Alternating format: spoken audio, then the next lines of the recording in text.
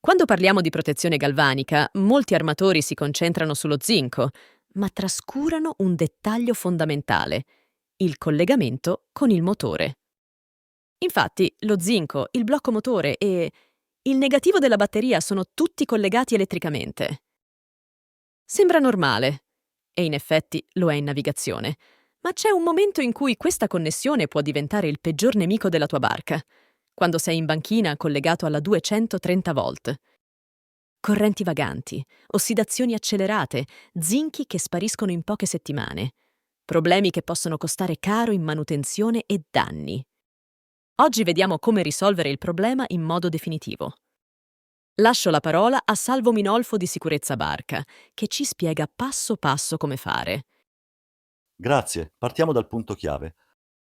Il cavo dello zinco deve essere collegato al motore, perché così lo zinco si trova in continuità elettrica con tutte le parti metalliche da proteggere. Allo stesso tempo, il negativo della batteria motore è collegato anch'esso al blocco motore, quindi zinco e negativo sono già in comune elettricamente. Questo non è un errore, serve sia per la protezione galvanica che per l'avviamento del motore.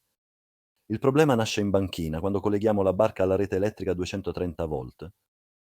In quel momento, tramite il cavo di terra, PE, proveniente dalla colonnina, possiamo avere un percorso conduttivo verso terra che facilita le correnti galvaniche e accelera la corrosione. La soluzione si chiama isolatore galvanico.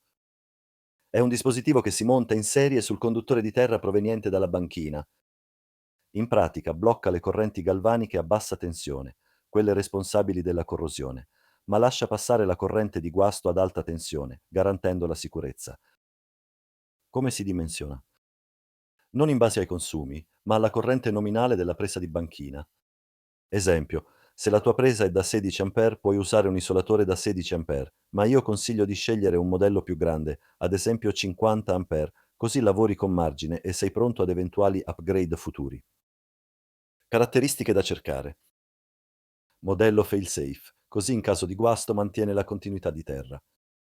Struttura adatta all'ambiente marino, con certificazioni e grado di protezione adeguato. Installazione subito dopo l'inlet, prima della connessione alla barra di terra di bordo. Con questo accorgimento, in navigazione e in banchina, avrai protezione galvanica ottimale, zinchi che durano di più e componenti metallici protetti. Grazie, Salvo. Spiegazione chiarissima.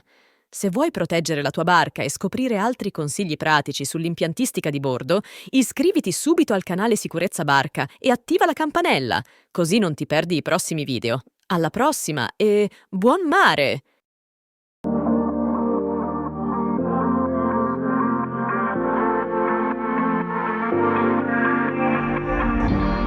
I could be a lighthouse in the fog, trying my best to guide you back to us.